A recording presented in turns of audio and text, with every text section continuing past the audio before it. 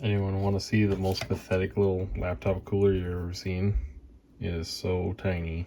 Like, ooh, look at that tiny bit of fins. You know, thermal paste, cleaning. Just a very basic. It's an Acer laptop, 5610 series. I know it turns on. That's about all I've done with it. It's got 2 sticks of 512, 1 gigabyte of RAM. Nothing fancy. Just cleaned out the fan. Had some good dust bunnies all stuck in there. So, I mean, it kind of almost looks like foam, but I'm pretty sure that's just dust. And lint, that's the word I'm looking for. Just a basic college student laptop is all this one was. Yeah, just a 120 gig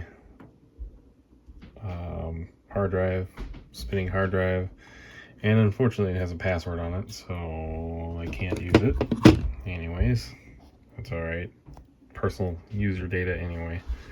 I just start fresh when I get new things. So we're gonna clean up this. I don't know what this processor spec is yet. It is possible to change it. It is a socketed CPU, so if one wants to upgrade, you probably could. The video chip is something. We'll have to clean that off and see here. This is the current project of the day. Just something to mess with. Got this at a police impound auction, so gotta love random abandoned stuff. Okay, I'm gonna twist the camera around here. Kind of difficult to record this direction. But apparently it's an Intel video chip, would be my guess. And it doesn't have anything on the die on that one. Somebody out there probably knows how to figure out that numbers on the processor. 533. In the way it's just a 533 for running Vista. I don't know. I'm probably wrong on that. But yeah, Windows Vista. Come on, camera. Home Premium on a basic Acer laptop. But it was just chug away. Vista was such a hungry system. I don't know. I'll have to reload it with some Vista and see what it's like. Just for the fun of it, maybe. I don't know. I just got this because it's an older laptop, and I was like, oh, I'll mess with it. Give it its best chance in life, other than getting thrown in a dumpster. So, okay, I'm gonna put it back together. All right, just to show it back together with the heatsink in place. I mean, it's just such a pathetic little guy. I mean, there's my hand. It's so tiny, and I can't imagine it cooled very well. Yeah, keep reassembling, I guess. I gotta find a hard drive or something to use since that one was locked. I know, well, some people could probably figure it out. I don't have the stuff to figure out how to unlock it. It's got a little, what is that, an Intel, yeah, a little wireless card, so it's got Wi-Fi anyways. I think it had Bluetooth. Here's the back, I guess, just normal ports. Got some S-video out. Yes, it's an older laptop. SD card reader, which is really handy actually, especially for some of the old stuff I got. It even has a little card hole, so it's all kinds of stuff. Yeah, it's got a Bluetooth switch. Whether it actually has it or not, I'm not sure. Nothing crazy. Yeah, hard drive and stuff. Let's get this thing put back together. That's where we're at. All right, here's the Aspire 5610. Got a power adapter that actually plugged in. Had to modify it a little bit, whatever. And it's such a glossy screen that you'll probably get glimpses of me. And I'm not going to be able to run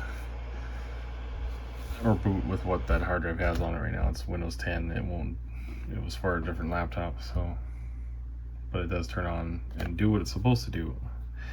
I just don't know how to get into a BIOS setting on this thing. It's such a glare. This is horrible. And I turned my lights all the way off. That's a little better. Windows 10 recovered. This screen is so dim. I don't know why it's so dim. Full brightness though. That's better on the camera.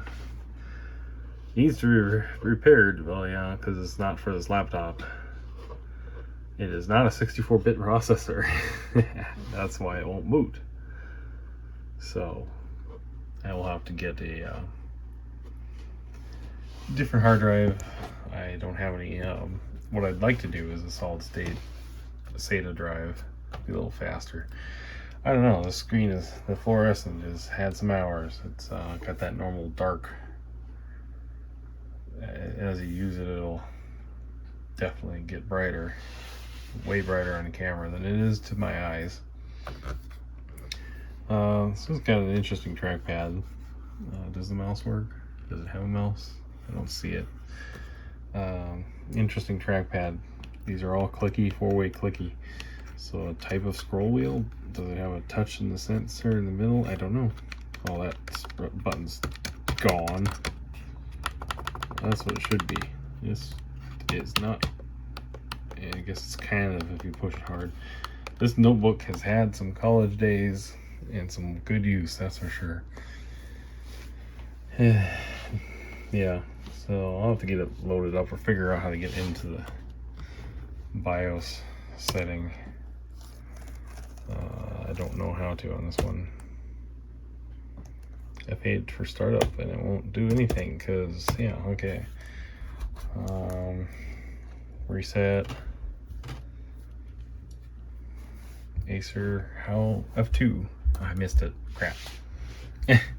Of course. It's got some interesting layout going on with the keyboard. It's a normal English keyboard, right? Probably. And again, well, the hard drive had a password and the BIOS has a password too. Lovely. I will have to look up if there's any way around this or not, because this is so annoying to deal with. I just wanted to see what the processor specs were.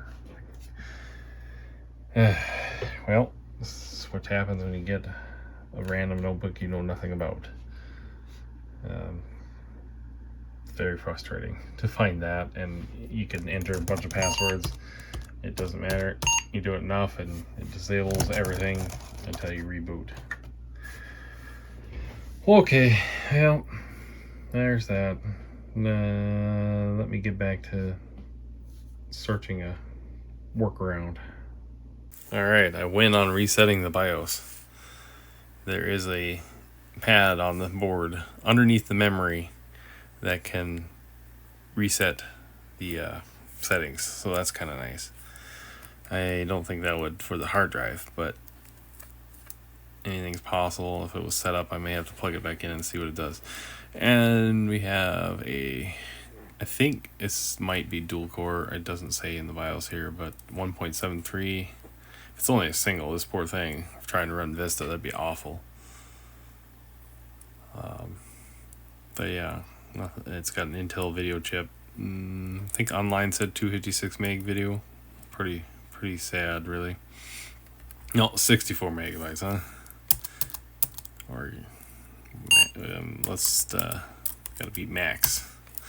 Which could be up to 512 megs, I guess. Just normal BIOS going on here. Nothing fancy. See it, password's cleared. That's nice that is in existence. Otherwise you gotta find the battery or figure out how to reset it. So turn my light on here if that can help much. We can zoom right in the best I can right here. My camera won't be too crazy, hopefully. Sorry for the shakiness, but this little, let's get my finger in there somewhere, or screwdriver I should say. Come on, it's really hard to do this one-handed. There's the tip of the screwdriver right down in there. There's a little pad, and you just jumper it with like a little screwdriver and turn the unit on, and it seems to reset.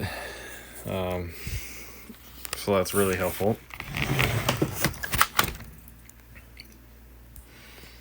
I'll have to plug the hard drive in and see if that would do anything. Original system was locked, so it had identical password settings. Anyway, yeah, it's unfortunate that it's got a lock on that one hard drive, because I could have done something with it maybe. But usually when you put a password on a hard disk, it hard locks it into either the boot sector or something. I can't remember the details, but it makes it pretty useless. Not that I really want to use a spinning disk on this old hardware anyway. Solid state 120 gig discs are pretty darn cheap nowadays, so you'll get way better performance out of that anyways. I don't know if I should just call it quits on this now, because I don't really have a solid state hard drive for it. It's nice that it works. I mean, you could do early PC gaming, kind of. I mean, Intel chips are not that great, but it has a good processor for it. Not quite 2 gigahertz. It'd be fun to change it out with something else. Let's see. So, saving changes. I don't actually know. Let's see. The time and date stuff. Where's that at? There it is. Definitely isn't set now. It reset everything. We are currently 8. Oops. Oh, come on. Let's see. I'm holding one hand. Cameraing is tough. Tab 8/3. Lovely Sunday. 2025. If I can get it right.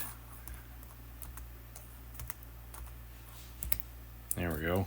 I don't really care about the time right now. No, it's not 12. Alright.